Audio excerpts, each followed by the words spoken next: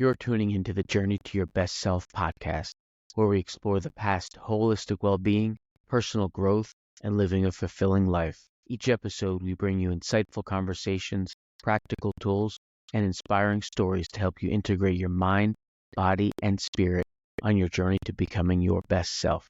Let's dive in and embark on this journey together. And welcome back to the Journey to Your Best Self podcast. As always, I'm your host, Brian O'Neill, joined by my sister, clinical hypnotherapist, yoga instructor, and certified life coach, Tara O'Neill. Together, we guide you on your transformative journey towards self-discovery, healing, and living your best life, mind, body, and spirit. Today, we are super excited to be joined by Brent Michael Phillips, a fascinating individual who has bridged the worlds of science and spirituality. With a background in computer science and engineering from MIT, Brent's journey took a dramatic turn after a miraculous healing experience that led him to become an expert in energy healing. He's the founder of Science Meets Spirit, Inc., and the creator of the Awakening Dynamic System, which combines cutting-edge technology with spiritual insights. Brent has helped countless people heal from physical, emotional, and financial challenges, and his work continues to push the boundaries of what's possible in healing and personal transformation. So without any further ado, we'd like to welcome Mr. Brent Phillips to the show. Thank you very much. Welcome aboard, Brent. Oh, excited to be here. This is great.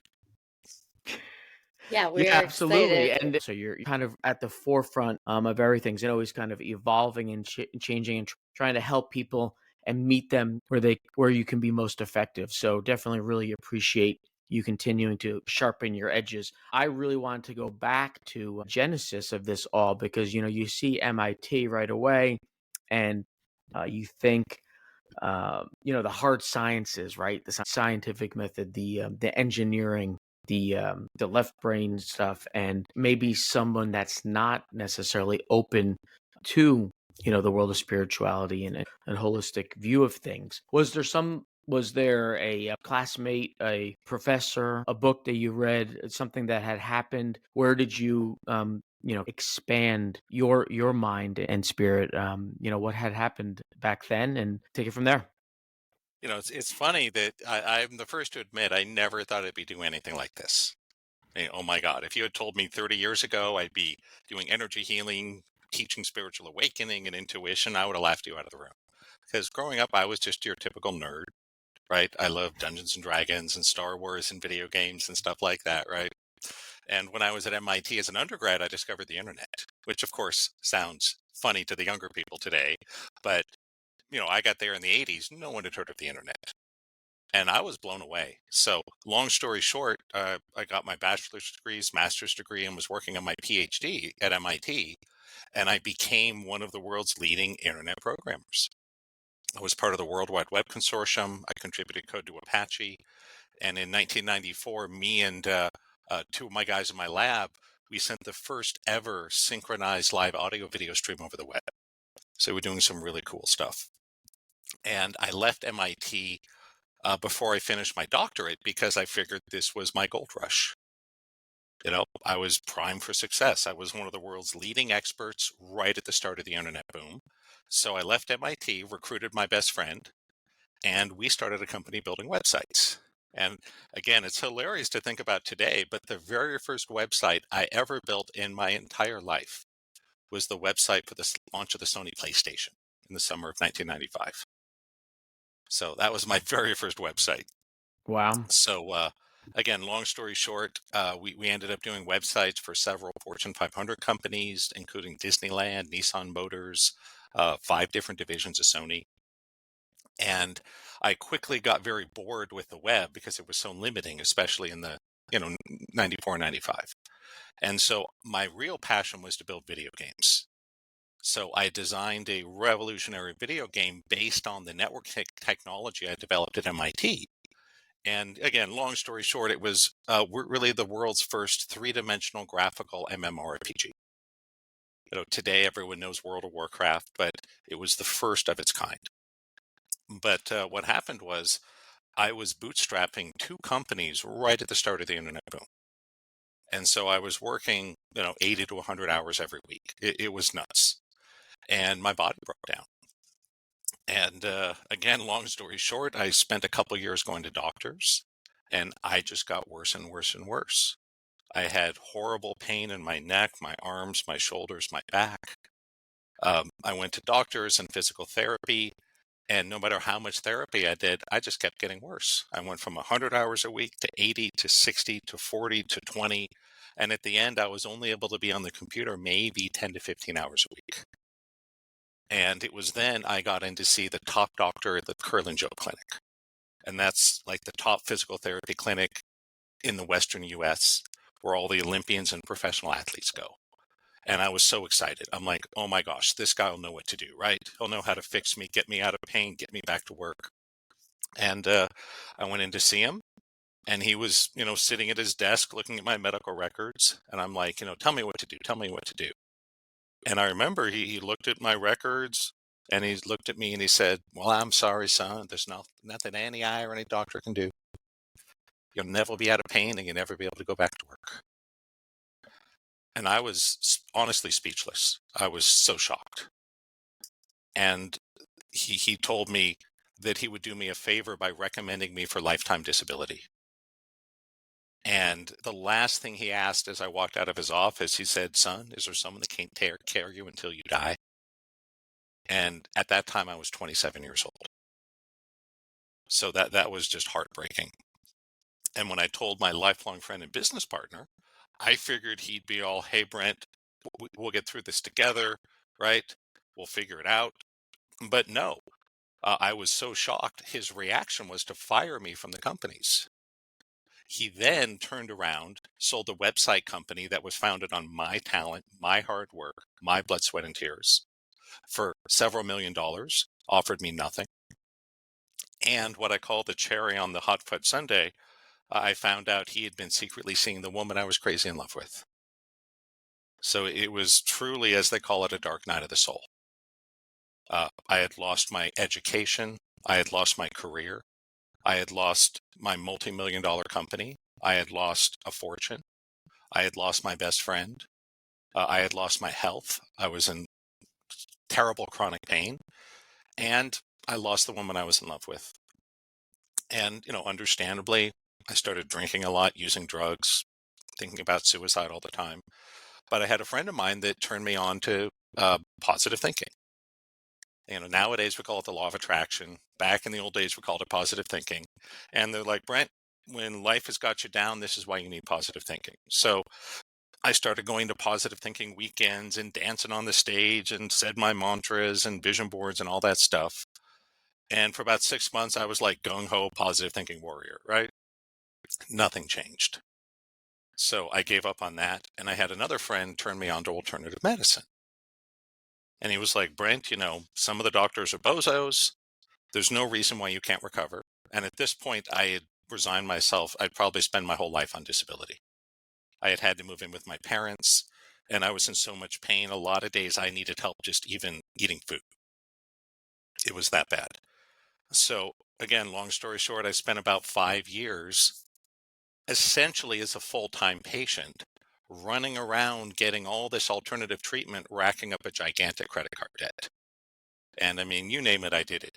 Acupuncture and herbs and cleanses and magnets and Reiki healing and Pilates and yoga and meditation and magnets and all these different machines and devices. But again, I was so frustrated because nothing made any difference. No matter what I did, I just kept getting worse and worse. And I eventually agreed to have an experimental surgery because there was a doctor who thought he had a solution. And of course, if the surgery had cured me and I had gone back to my career in engineering, I wouldn't be here, right? So long story short, I woke up from the surgery and my right arm was paralyzed. So that was kind of the low point. I spent about 6 months trying all these things to get my arm to move. I slept in dynasplints. I had manipulations under anesthesia. I mean, all these things. And my arm just wouldn't move. And eventually it was actually my Aunt Lauren had told me about her friend. Her name was Terry. And Terry had been a really successful financial professional. And she had almost been killed by exposure to black mold. And she found this method of energy healing involving theta brainwaves and subconscious blocks that saved her life. And she started doing that. And I remember getting Terry's email, and I'm like, yeah, thanks, lady, but that sounds pretty nutty, right? So I didn't call her. And so, for the 6 months, my arm was paralyzed. Every month, my aunt would call me, Brent, have you talked to Terry? No, it's not going to help. I've been to all these healers. What's the point, right? Eventually, my aunt Lauren, she said, well, if I pay for your first couple sessions, will you go? And I was like, sure, right? I got nothing else to do, right? So I went to see Terry and had a session. She talked about the power of the subconscious and how we develop trauma in the nervous system and all these things, and asked me a lot of questions about my life and my best friend and the pain I'd been in and everything that had gone on. And she was doing this thing called muscle testing, which I imagine you and many of your listeners are familiar with, checking me and doing all the subconscious block clearing. And the whole time I'm thinking, well, it's all well and good to talk about your feelings, but that's not why I'm here, right? I'm here because I can't move my arm and I'm in pain and my life sucks. And at the end of our session, Terry was like, okay, dear, we're going to take care of your arm. And I'm like, yeah, whatever, right? You and what army, right? And I'm just like looking out the window, thinking about what I wanted to get for lunch on the way home. And Terry kind of her eyes rolled back into her head and she went into a trance. And it was maybe a minute later, there was this loud crack in my elbow. And it was kind of like the little cracks and pops we all get with age, but like times 100. It was like kaboom, like a firecracker went off. And I remember I was like, whoa. And Terry heard it. She opened her eyes and smiled. She's like, okay, let's try your arm now. And I was like, oh my God. I could not believe it in the moment. I could move my arm again. It was a genuine miracle. And I remember I'm like, Terry, I don't know what just happened, but you got to teach me this. And so that was the first of many life crises and such, but that led me into the spiritual path and my second career, teaching, practicing energy healing and spirituality. And so it's kind of funny looking back that at first I was kind of arrogant about it. I'm like, come on, I had straight A's at MIT in the most difficult major, right? When I applied for my PhD program, there were 18 slots for 3,000 applications, and I got it. So I figured learning intuition and healing, this will be easy, right? I figured 6 months I'd have it mastered. But it wasn't easy because I was so stuck in my head. I didn't know that at first, right? And so, long story short, I started on this journey to reverse engineer the masters. And I figured it would take me 6, maybe 9 months. It ended up taking 10 years. But what I did was, because I did not have any natural talent for healing, I didn't see angels on my bed, nothing like that. But what I did have was a world-class education in engineering and science. And so I took that and I worked with all sorts of amazing healers and gurus and shamans and mystics and intuitives. And little by little, I reverse engineered and figured out what they were doing. And again, it took me 10 years. There was a whole lot of other crises and dark nights of the soul and everything that went on. I had cancer, I had migraines, I got divorced, I had a girlfriend killed by a drunk driver, I had chronic Lyme disease, I was suffering from chemical poisoning, uh, you know, really serious PTSD, all this stuff. But eventually, I think I cracked the code of understanding how the mind works. And that's why I wrote this series of books called The Formula for Miracles, which what I found was that miracles are very real things. That most of my life I had figured, well, miracles only happen to really special people and usually thousands of years ago, right? But the truth is, miracles are happening every single day on this planet. Not just to the chosen one or the messiahs or the saviors, but regular people. And my goal was to figure out what was going on and give people simple, easy tools that they could use to see real results. Because what I had found was, again, I had done all this different law of attraction stuff and mind power. Most of it I found just kind of a waste of time and money. I wanted to create something that was impactful and immediate and very much visceral, that you could feel and notice the shift. And that's what I've been doing for over 20 years now. All And right, it's so really my yeah, mission to bring this to the world. wow, They go, That's quite a tale for sure. You said it took you 10 years though. You've lowered that it's not going to take the person 10 years for the change to happen, right? You've done the hard work so they don't have to. That's what we like to say a lot of times, Pretty right? much. Yeah, pretty Awesome. much. Before we continue and get into that, when you're talking about the early, was this EverQuest era? Like when you're talking about the early My game was called MMORPG? Underlight. Okay. It came That out years ahead of EverQuest. Wow. And then And EverQuest and World of Warcraft stole a lot of features that we had created. gotcha. That basically I created this incredible technological masterpiece, but there was no Mhm. market yet for You're MMORPGs. like a man ahead of your time No one in even some thought. ways, right? Yes, I was absolutely. It's been a curse my whole life. In video games, I was at least 5 to 10 years ahead of my time.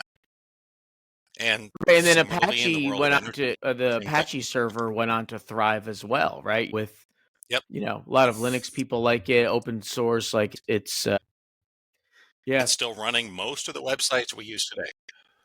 Do you look back ever and wonder?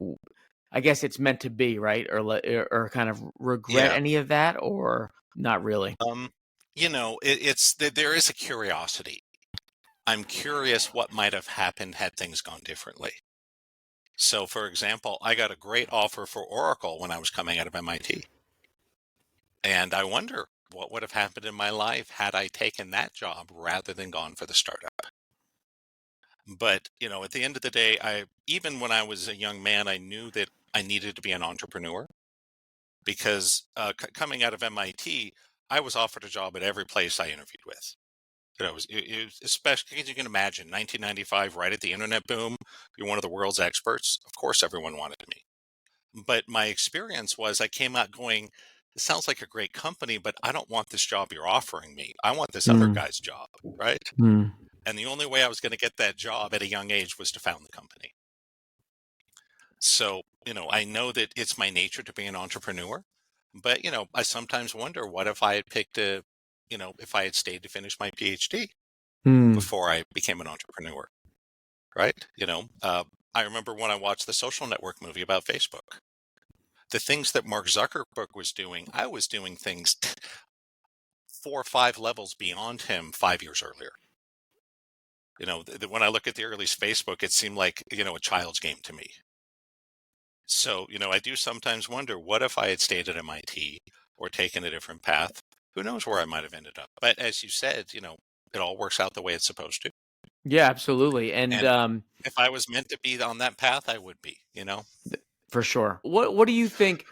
Before Tara, I know she has a bunch to jump in here. What made the healer or the process effective? What were some of the characteristic traits? What do you attribute that to? Yeah. Whereas Um, the earlier efforts by both yourself and others didn't work to heal you and make you whole or physically whole again. so I think part of it, we have to acknowledge a lot of it is the person more than the process. So there really was some magic in what I call my two, you know, superstar teachers, which were Terry O'Connell first and Carl Wolf later. They both really had some magic to them. And I think part of it was both of them came from academic industrial backgrounds. That Terry came from finance. She was a numbers person, right? Super smart, New York City girl, talked 100 miles an hour, right? Only person I ever knew that could do math in her head as fast as me. And so I think part of there was a resonance that I appreciated that and respected it. And my late mentor, Carl Wolf, he had his background was in engineering. He had been an engineer in the Air Force and ended up as a vice president of Siemens at 27 years old. And both of them, just like me, had horrific health crises and found their spiritual path and spent most of their life doing something totally different. But I think in terms of the technology, because I think of self-improvement as technology, that a miracle is simply a phenomena that most people can't explain with their level of science and technology. So, if you take your smartphone we all carry around, if you put this through a time machine, even went back 50 years ago, it would be considered a miracle, huh? And so I think in the future, as the way we break down and understand human life, the power of the mind, the nature of the soul, all these things, creating miracles in healing, healing cancer, broken bones, chronic pain, diabetes, diseases, or finding love, making money. Ultimately, these are technologies. They're just technologies that are not well understood in the current time. Kind of like Benjamin Franklin, he didn't discover electricity, right? Humans weren't stupid in the old days. They just didn't have science and technology. Benjamin Franklin didn't have the science or technology to explain electricity. But 100 years later, we figured it out. And now electricity runs our whole world. And so I think that when we really look at this as technology, when we learn how to apply it, to learn how to power the power of attention, the nature of the subconscious, intuition, our connection to the divine, right? What is really happening in this earth plane? Are we really just separate humans running around competing for scarce resources? Just so you know, the answer is no, right? That's the illusion. You guys know that, of course. I'm guessing most of your audience does too. We're the human body and mind are a form of holographic projector. And I think one of the things Terry brought was she did have that kind of no nonsense. She wasn't super new agey or woo woo. It was about there's an issue, there's a block, we identify it, we apply a process to clear it. I think part of it was the theta brainwave. That's not the whole thing. But she was the first person that really understood, that I worked with, the power of getting your brain into the theta state, which is sort of like this magical key that unlocks the power of the subconscious mind. Everyone else I'd worked with, I had been to probably half a dozen healers. I had done various forms of Reiki healing and pranic healing and hands-on and even a couple faith healers. But they were just kind of put their hands on you. And I actually got short-term results from them. I went to some hands-on healers who could take away my pain for a couple of hours, but it always came right back. Terry was the first one that said, Brent, it's beliefs in the subconscious. We need to identify them. We have to replace and clear them. And this led me, again, took me years to figure this out, that the human, we're just like a computer. Your body is the hardware. The software is what we call the subconscious mind.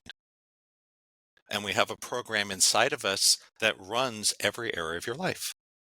So we all got a program that determines our physical health, our emotional health, how much money we make, how many friends we have, how much free time we have, how happy we are. These are things that are literally coded into us. And Terry showed me at least the basics on how we can go rewrite our own code. And I think because I understood, this made sense to my engineer's brain. Sure. Next It time you hear wasn't just woo-woo. personal computer, you'll think differently about it, right? Yes, exactly. The Terry was just a very no nonsense. Okay, let's identify the trauma, find the block, clear it, replace it, change the code. And honestly, again, I didn't expect anything to happen, but I experienced this life-changing miracle.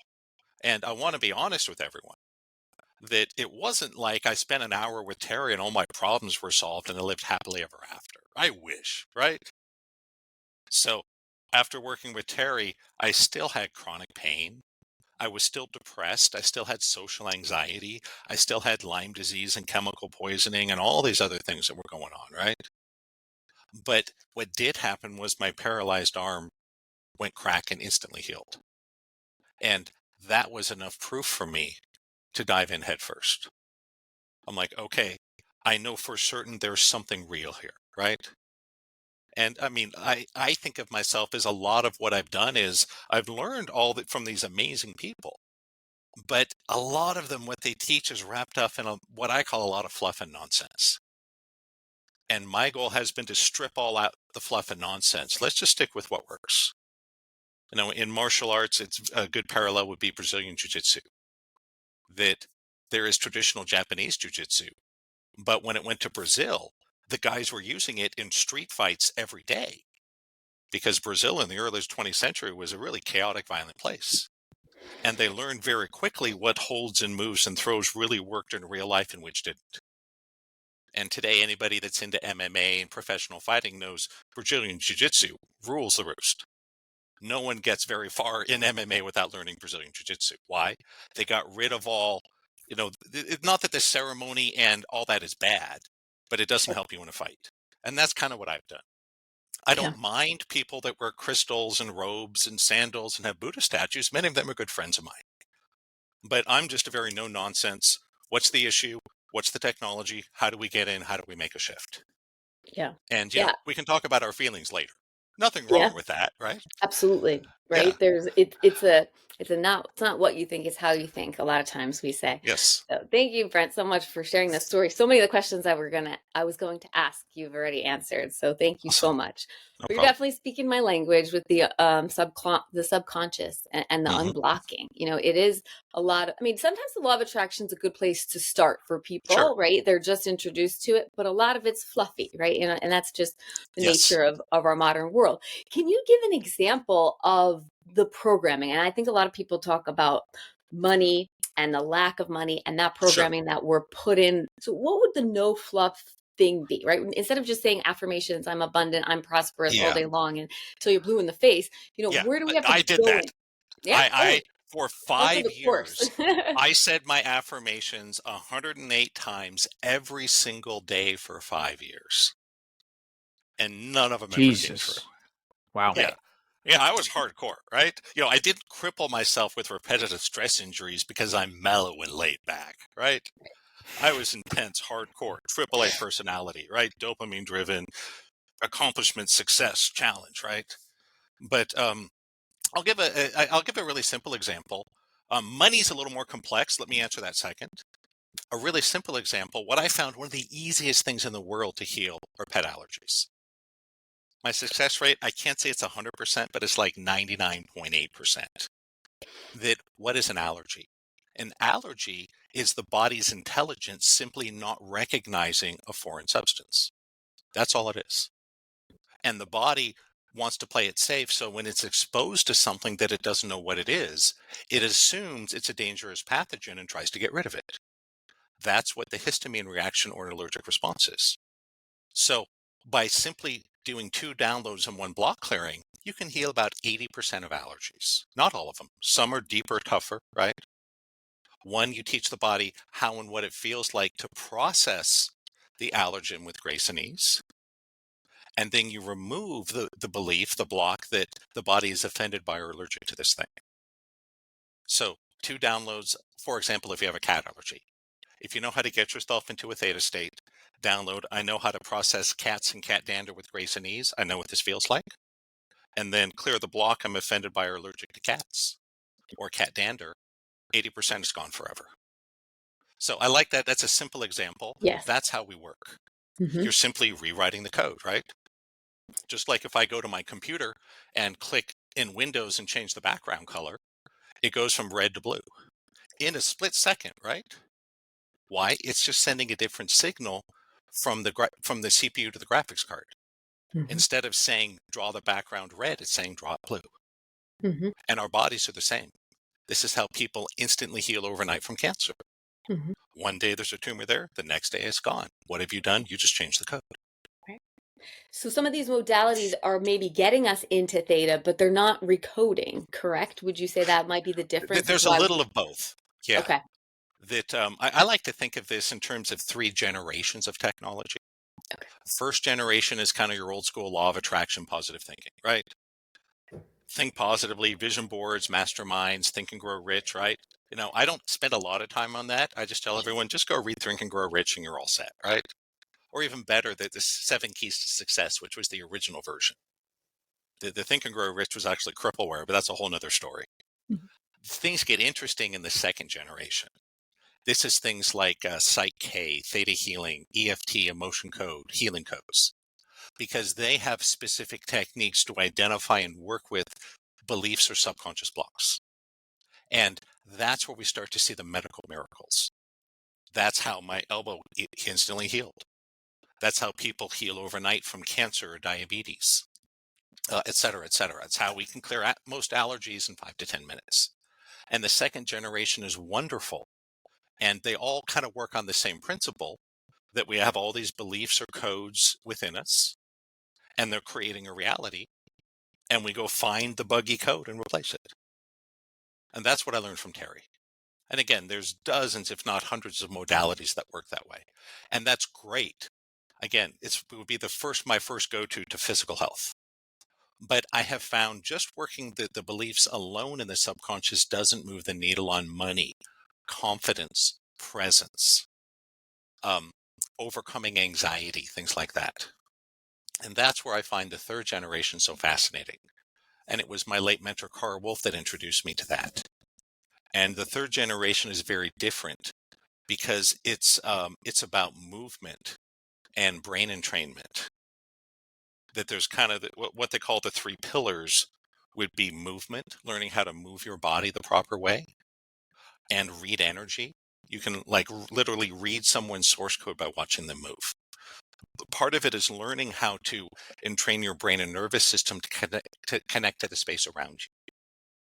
And we again do that through special exercises that put the consciousness back into you, which sounds a little crazy, but that's how it works. And the third pillar is the study of awakening, what's often called non-duality Advaita Vedanta. And short version, as long as you think you are some kind of separate being or noun, there's a limit on how far you can go. And it's for better or for worse. My experience, 99% of the healers, law of attraction teachers out there, they're just teaching metaphysics from the basis that we're separate beings living in a shared world competing for resources. And again, you can make a lot of progress there. You can get rid of pain, heal a disease, find a new career, but it's not going to make that big shift we all want, right? That you can take someone who has a disease and makes $40,000 a year, turn them into someone who's healthy and makes 80, but they're going to be just as miserable, at least over time, right? When you heal your body, when you start making a little more money, you get a little bump, right? Little honeymoon effect. You're a little happier for maybe 3 months, 6 months, kind of like when you're dating. You meet someone, you fall in love, you got that little honeymoon effect, you're over the moon for a short time. But, 10 years later, you're married with a couple kids and the magic is gone. That's why I found the third generation so important. And I got to that through Carl because I had, I've been through 7 dark nights of the soul. Don't have time to talk about all of them. But the third one I went through, long story short, I had healed my body a lot. I had found a new career. I was making money. And then my wife left me. And then I got defrauded and ended up bankrupt. And again, I thought my life was over. And when I met Carl, it was literally the day after I declared bankruptcy, no joke. And I had no money at all. I was so broke. One of my buddies from MIT was coming through town and wanted to meet me for a coffee. And I canceled out. I told him I had the flu because I didn't have $5 for a Starbucks. Nowadays it'd be like 12 for a Starbucks, but back then it was 5, right? But I met Carl and he introduced me to the movement work and the movement feedback and the beaming of energy. And I couldn't explain it, but I had made 50 grand in 2 days. And I was like, oh my God. And that's why this took me 10 years. It took me 5 years to figure out the first and second generations. It took me another 5 years to figure out the third generation. And another 5 years past that to understand it well enough that I could put it into a book form and put it out to the world.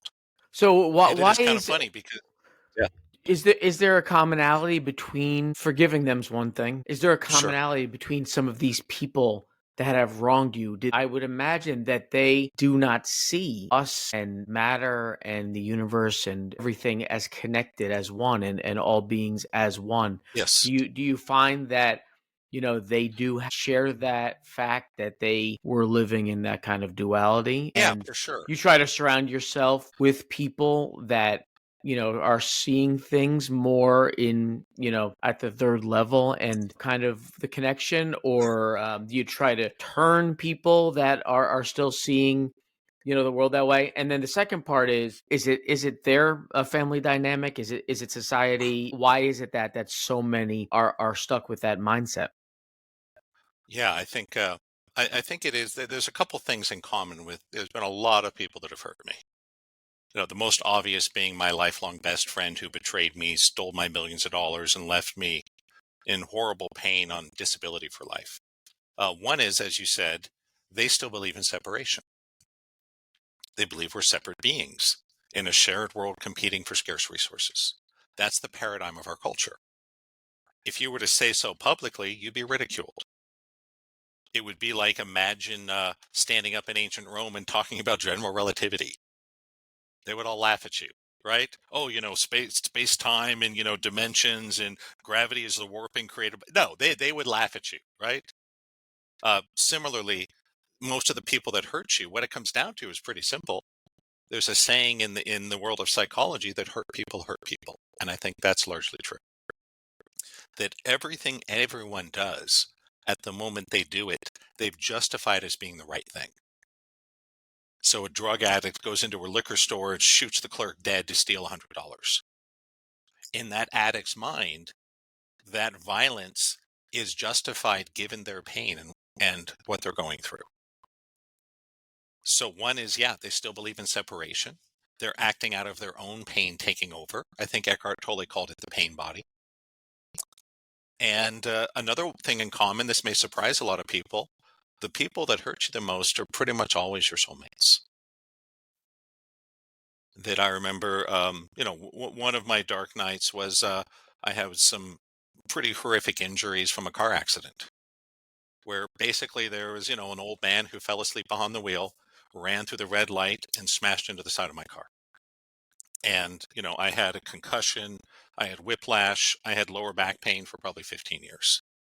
I was able to work through it eventually, which was cool, right? It took a long time. And I remember I went to go have a session with Terry on it. The first thing she said was, Brent, the guy that hit you was your soulmate. I'm like, no, Terry, that's impossible. He's an idiot. He caused me all this pain, right? And the settlement I got from the car accident didn't even pay my physical therapy bill. So I got nothing out of it, but 15 years of agony. But what it comes down to is that only the people that really love us are willing to hurt us so much. And ultimately, we forgive people not for them, but for us. So anyone, a lot of people have been through a 12-step journey.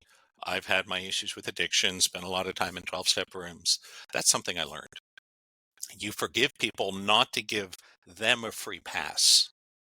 You forgive people because there's an old saying about anger. That getting angry with someone is like drinking poison and hoping someone else dies. And when you hold a grudge, hold that anger, hold that hatred, that's what we're doing. We're slowly poisoning ourselves. So when we go on the journey of forgiveness, that's there to ease our own burden. Though one of the mistakes I think a lot of people make is forgiveness is an intermediate step on the journey. You're halfway there, which is great, better than not at all. But forgiveness still requires a judgment. When you get to the place of total release, then there's no judgment, there's no need to forgive. And that's when we're really free. Yeah, I love that. I love that.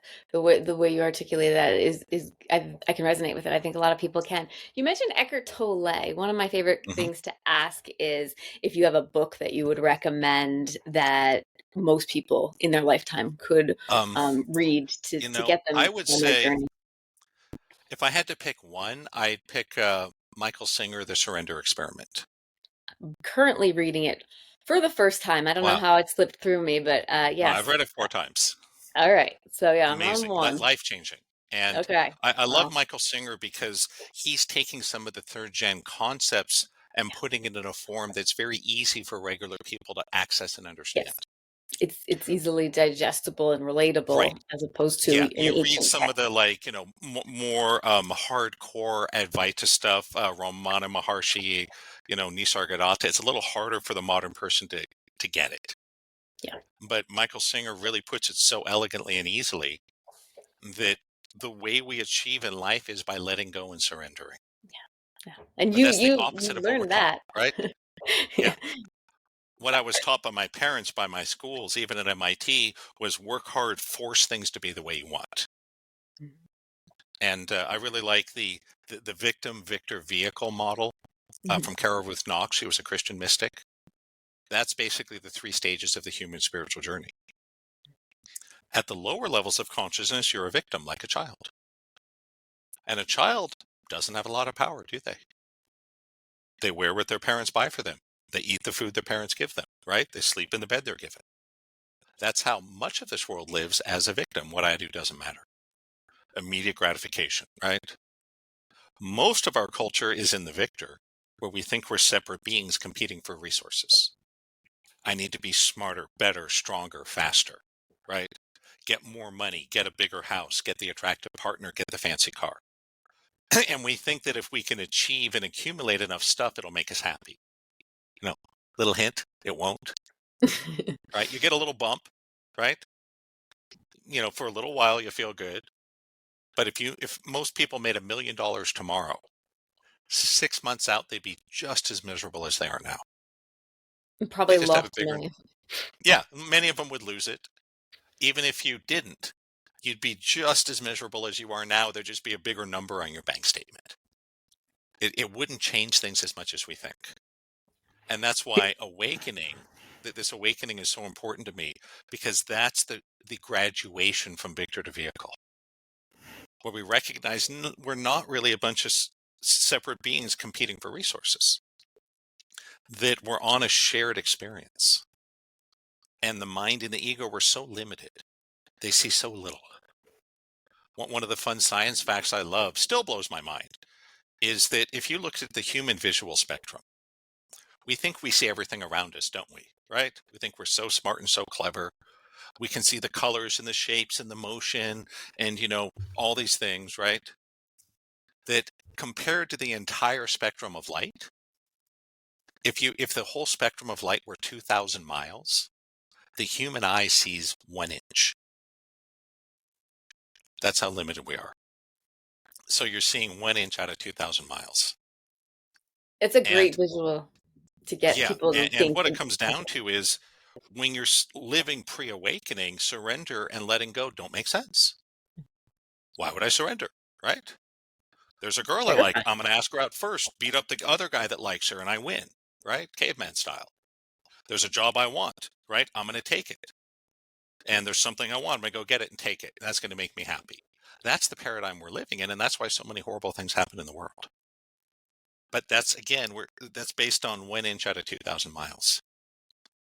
And I learned, for better or for worse, that there's so much more going on in the universe than we're aware of or understand. And so Yeah, I how mean does your that is program get it's people to the third? Can you it's talk a little bit about Sure. that program? Yeah, happy to. And So, how, and if it's something that is you just do it and you're done, is it a lifelong practice? Is it a combination of both? Is it just you're going to change into that next out of the victor? yeah, so with Awakening Dynamics, the way I created it was originally it had a different name. And I was going to release it around 2010, 2011. And basically, it was just really technologically advanced metaphysics. So similar to Psyche, emotion code, healing code, theta healing, things like that, just faster, more powerful, easier. Kind of the difference between a Model T and a Porsche 911, right? They work on the same technology. One is just much faster, more comfortable, safer, right? But what I found was if you only work on that level, you can paint around the edges, but you don't change what's inside. You can heal your body, you can make more money, but you're still suffering. And so to jump into the third generation, for most people, it starts with the process of awakening, which is understanding what is you. It's that simple. Most people, we spend our entire lives assuming we think we know what we are. And we're totally wrong. But we're all living in a culture where we all make the same false assumption, so no one challenges it. It's pretty crazy. Kind of like some ancient civilizations believed that the sun was dragged across the sky by a god in a chariot. And everyone knew that was true. And anyone that challenged that, well, they would laugh you out of the room.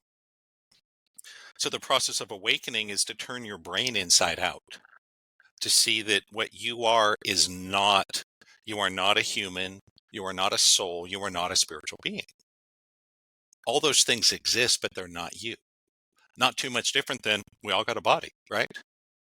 But most of us know we are more than the body. Anyone that's had an out-of-body experience knows that, or a near-death experience. And so first it's a lot of letting go of what we think we know. That if I were to put it into one sentence, it says in the Vedic scriptures, you are not a noun, you are a verb. And that is correct. And I have my whole awakening program is designed to lead you through it step by step. It's one of the things they taught at MIT, which was so wonderful. They go, you can't learn something until you already almost know it. And so for most of us, there's a certain amount of foundation that has to be built up, right? Just like if you said, hey, Brent, can you teach me calculus? I'm like, absolutely. But you got to understand arithmetic, algebra, geometry, and trigonometry first. If you don't, I can talk for 10 years about calculus and you'll never get it, right? So part of the program is to give you that step-by-step to understand that what we are is so different than what we thought. Part of it is a little more immediate in that it's based on, in the second generation, we use muscle testing to check for beliefs. We're basically working on one line of code at a time. And that can be very effective for certain things. If I had a client that had cancer or a cat allergy or depression or an addiction, that's where I would start. That can be very helpful. But I found it doesn't move the needle on confidence embodiment success. And so my late mentor, Carl, developed a process we call movement feedback holography. And it's both a physical process and an entrainment meditation done at the same time. That essentially, when you know how to watch someone's movements, you can look right into their source code and see the programs they're running and tell so much about them. And because we are all holographic, we are fundamentally holographic in the same way that an astrologer can take your birth date and birth time and tell you all sorts of things about your personality and what's happened in your life. And I used to think astrology was crap. It made no sense, right? Then I actually went to some astrologers and I'm like, oh my God, blew my mind, right? These people described me and my life better than I could have. And all they knew was when I was born and where, right? Why it's all holographically encoded. My mentor, Carl, he was a ghostwriter on T. Harv Eker's Secrets in the Millionaire Mind.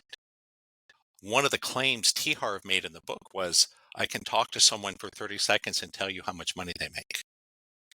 And I thought that was like a magic superpower, right? Like something out of the X-Men. No, he just knew how to read energy.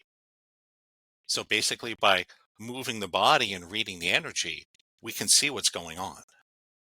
And then you can make shifts at a higher level. And you combine that with the embodiment practice, which is a little hard to articulate. The way I would describe it is when we're born, we're like a toothpaste tube full of toothpaste. We got lots of toothpaste in us, right? But as we get older, we squeeze it out. By the time we're middle-aged, there's nothing left in the tube. And we have disconnected ourselves from the divine life force around us. This is why we struggle and suffer and go broke and are stuck in a job we hate. So by using a combination of movement and meditation, we can get the toothpaste back in the tube. And some of it is a one and done.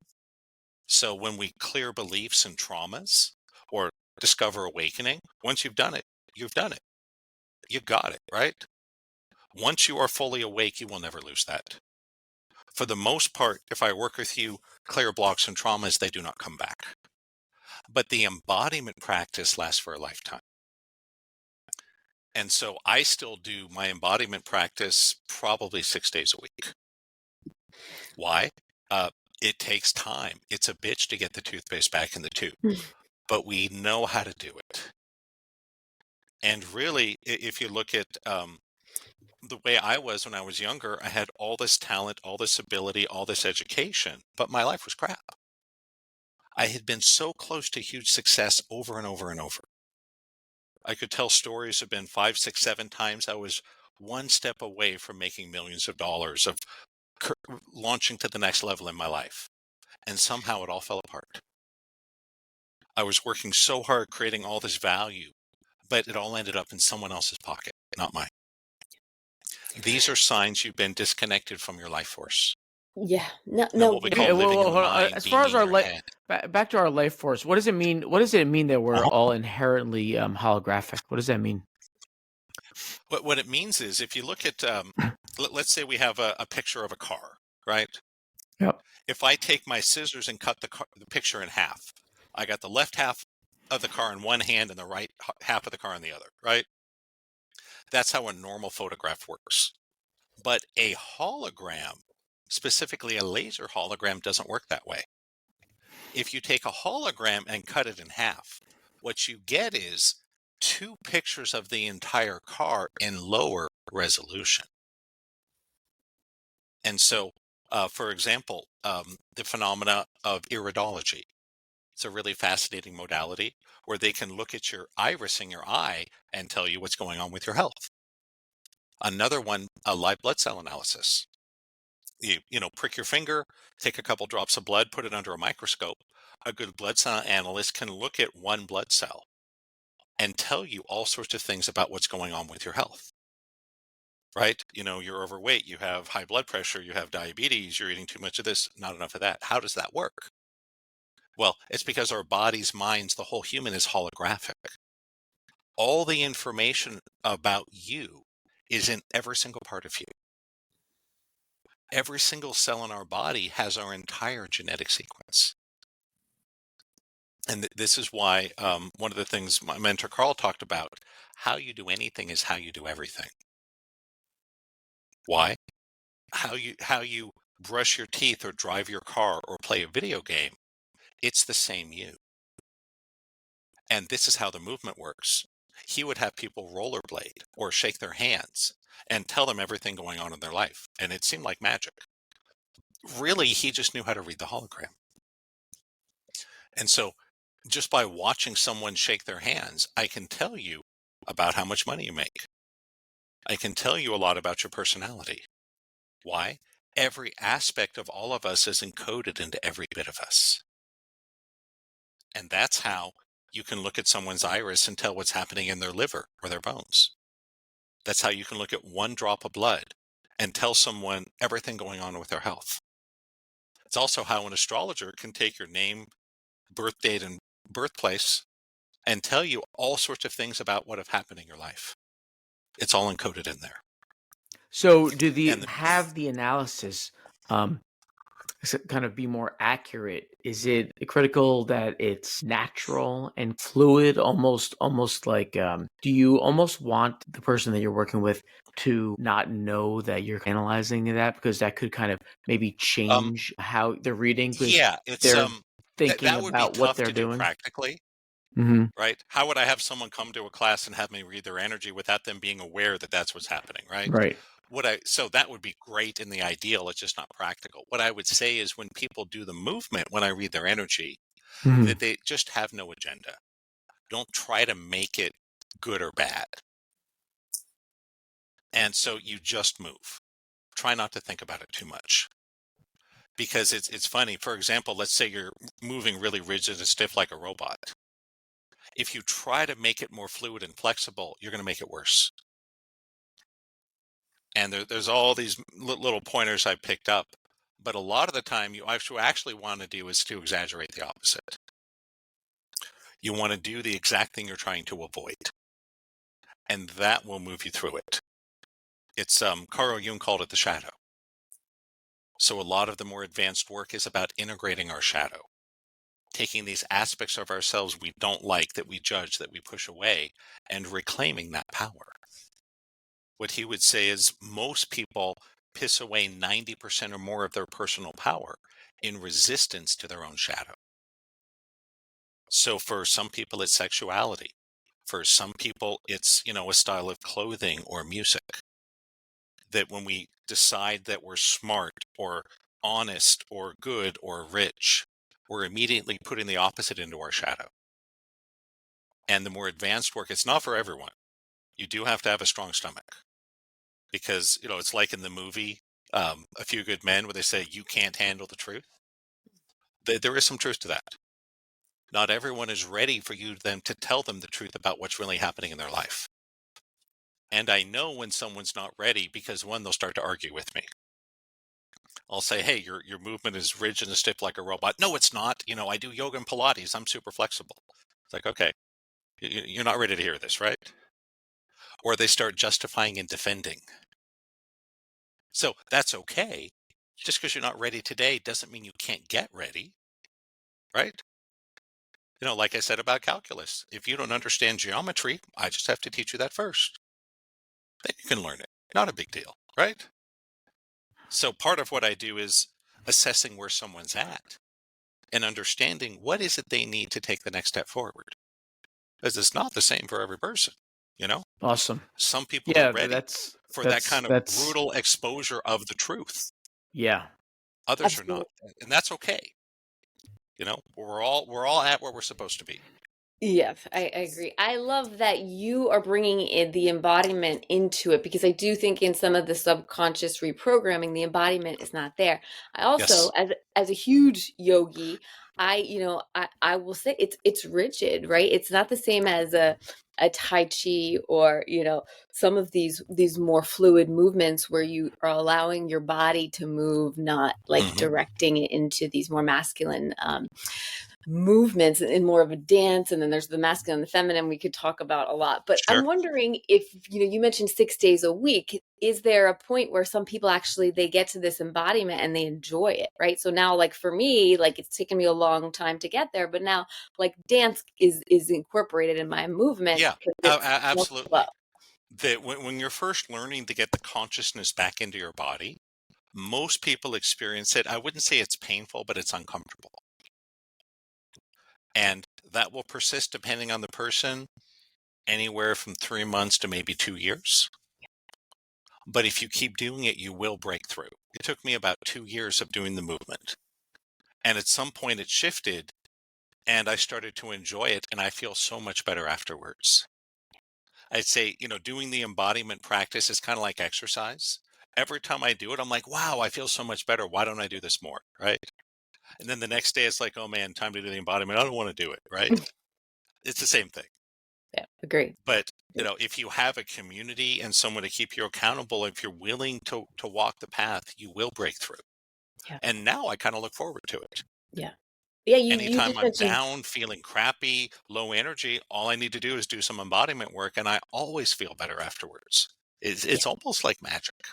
Can you flesh out definitely. feel better? I mean, when you're trying to get to that level, like Tara had said, she loves how you're Mm. incorporating that embodiment into it because sometimes there's like an acceptance of stasis and balance and not really trying to take some things to the next level. Can you flesh that out a Yeah, little bit? Feeling better? What can you sure. hope to achieve? What Um, awaits you there when you arrive at that level?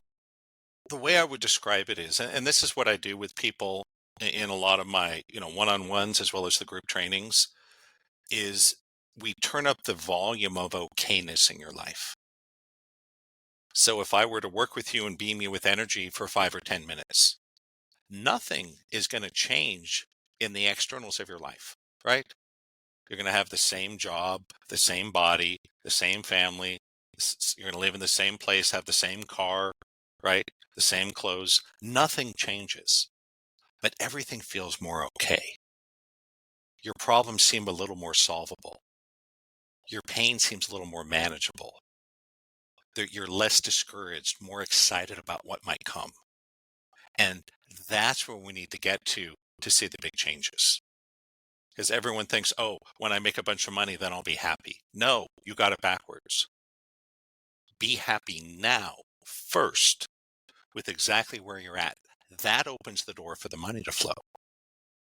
Because if you try to do it the other way, which is what almost everyone does, you end up becoming a slave to your money. Would you really want that? I don't think so, right? Do you want to make a bunch of money and then 6 months out be just as miserable as you are now? I would hope not, right? So a lot of the work is about being more okay with exactly where you're at. Then it's easier to move forward. And, that's why we do the beaming meditations and the movement and the study of awakening.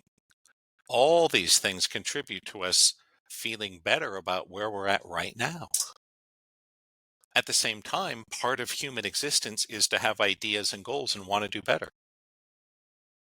that I forget who said this, but it was a great guideline for life. Feel good now, feel better later. Right? That's a great guideline. That was, I that love was I that. believe, that was Brent Michael Phillips, I believe. Okay, it might have been. Yeah. All right. That's great. When you've read a certain number of books and been to so many seminars, it all starts to blur together, right? Right? Well, Absolutely. Like every now we and then, you all ever are buy the one, same book? so it's You ever fine. buy a book and go, "Wait a second, I already read this." You know, that That's happens great. to me sometimes. Like this Yeah, seems really this familiar. I is know I've Yeah. read this book. Yeah, this Quantum has been jumping. great. I mean, there's been a lot of insights and guidance, and even if you repurposed it, you passed it along, been very helpful. One thing that I like to ask is, I was thinking about how can they get involved in some of the practices, take it to second, third level, and in the movement and everything. But I want to go back to the beginning of the interview, and your kind of harrowing in some ways journey, right? And how you had to overcome so many obstacles and so many deviations from your path, your ultimate path. It may not be your ultimate path, but the path you're on now. What's some advice you can give about maintaining that resilience and not giving up and not saying, woe is me? And is it acceptance? Is it determination? Is it force of will? Is it fulfilling the gaps when you take toxic things out of what's maybe a key or a secret that you have that you've done to kind of overcome a lot of these challenges and be successful and thrive?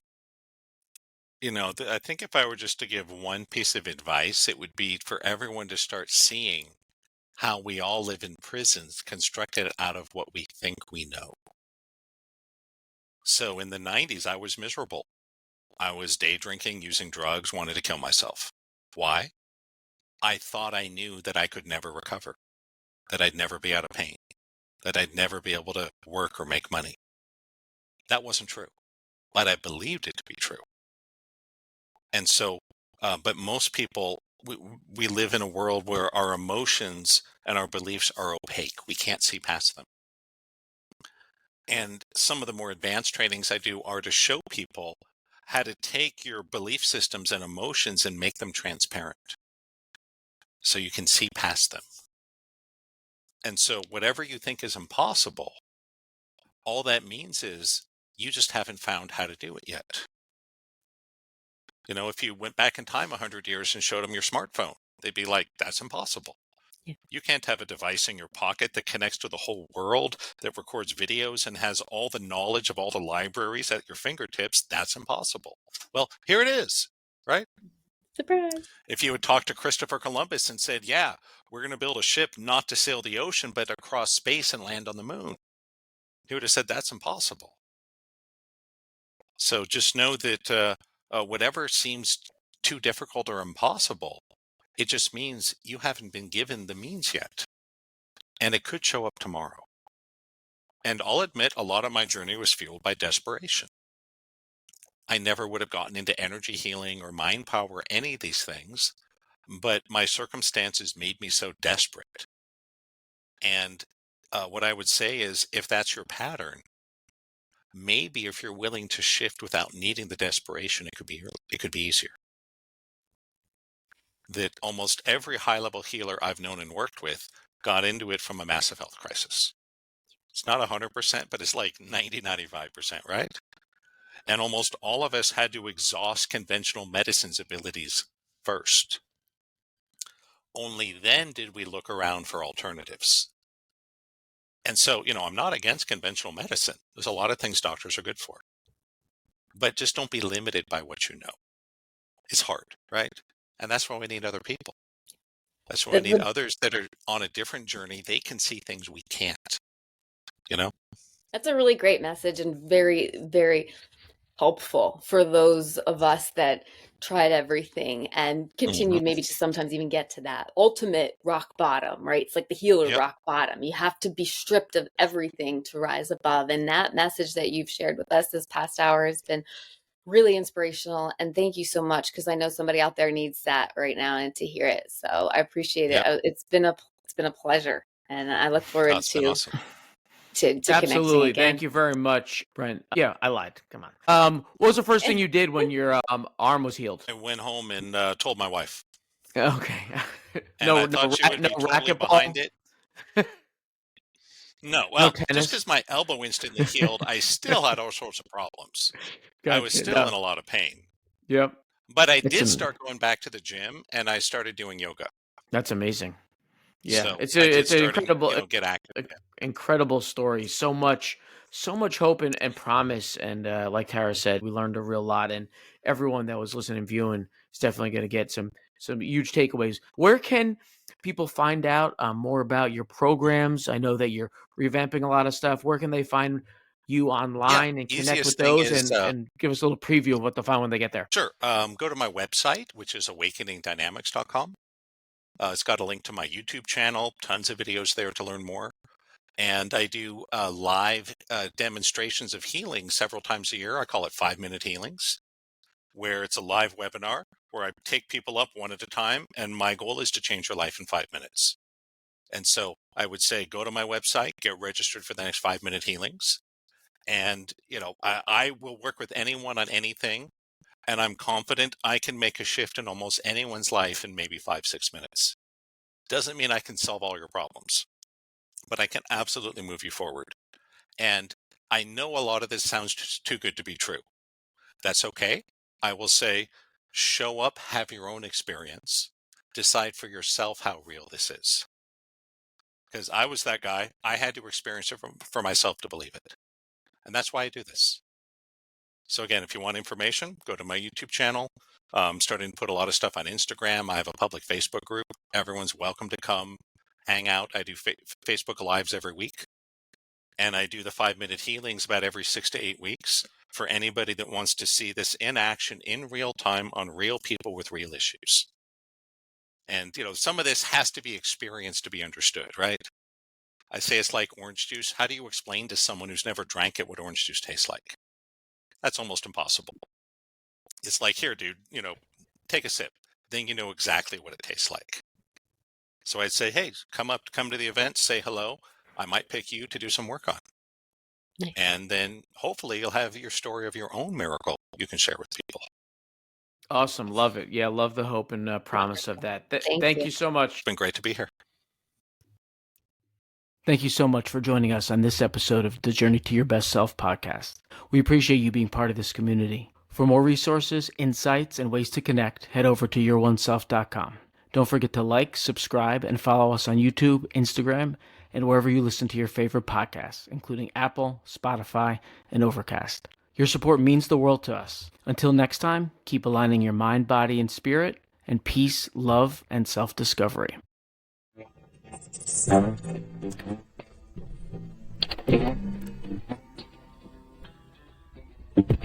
Thank you.